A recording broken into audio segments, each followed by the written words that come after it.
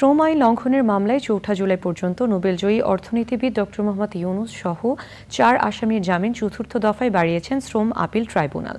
Doctor Yunus অভিযোগ করেন, বিভিন্ন মামলায় তাকে টানাহেচড়া করায় বিশ্ব দরবারে বাংলাদেশের ভাবমূর্তি ক্ষুণ্ণ হচ্ছে।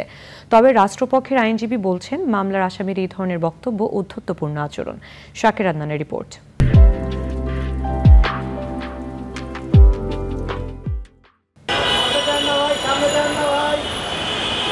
শ্রম আইন লঙ্ঘনের মামলায় ৬ মাসের দণ্ড পাওয়া নোবেলজয়ী ডক্টর মোহাম্মদ ইউনুস সহ গ্রামীণ টেলিকমের সাবেক ৩ কর্মকর্তা শ্রম আপিল ট্রাইব্যুনালে হাজির হন। গত ১৬ এপ্রিল এই মামলার ৪ আসামিকে ২৩ মে পর্যন্ত জামিন দিয়েছিলেন ট্রাইব্যুনাল। সেই মেয়াদ শেষে নতুন করে জামিন চান তারা। শ্রম আপিল ট্রাইব্যুনাল আগামী ৪ জুলাই শুনানির পরবর্তী দিন ঠিক রেখে ওই দিন পর্যন্ত তাদের জামিন মঞ্জুর করেন। এই যে মানুষকে, তরুণকে উদ্বুদ্ধ করা, মানুষকে উদ্বুদ্ধ করা, ব্যবসায়ীকে উদ্বুদ্ধ করা, এটা নতুন এক কতগুলো কাঠামো, যেখানে আমরা বলছি ৩ শূন্যের পৃথিবী সৃষ্টি করব। মানুষ এক কথা উড়িয়ে দিতে পারতো, তা উড়িয়ে না দিয়ে সে গ্রহণ করছে, সেগুলো কাজে লাগাচ্ছে।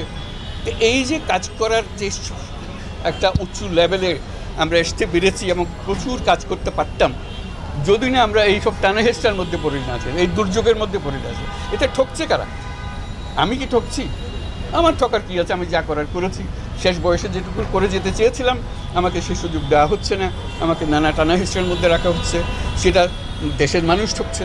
আরটা নতুন কিছু করতে পারলে দেশের মানুষ উল্লেখ করতে, এটা বাংলাদেশ থেকে আমরা শিখেছি, সে সুযোগটা হলো না।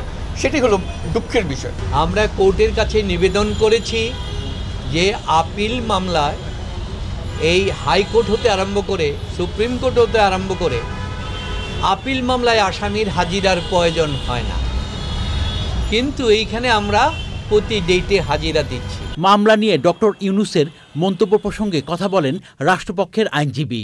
বাংলাদেশ নিয়ে কথা বলে বাংলাদেশের ইমেজের কথা বলছেন, তাই কি বাংলাদেশের ইমেজ এটা ডিপেন্ড করে প্রফেসর ইউনুসের উপর? মোটেও না, মোটেও কখনো না।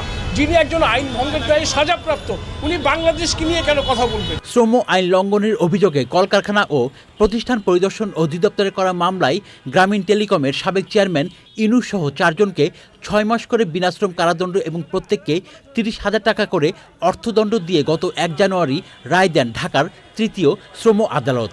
সাজাপ্রাপ্ত অপর ৩ জন হলেন গ্রামীণ টেলিকমের সাবেক ব্যবস্থাপনা পরিচালক আশরাফুল হাসান, পরিচালক নূরজাহান বেগম ও মোহাম্মদ শাহজাহান। মামলায় শ্রমিক কল্যাণ ফাউন্ডেশনে নির্দিষ্ট লভ্যাংশ জমা না দেয়া, শ্রমিকদের চাকরি স্থায়ী না করা এবং গণছুটির অভিযোগ আনা হয়। শাকের আদনান, চ্যানেল আই, ঢাকা।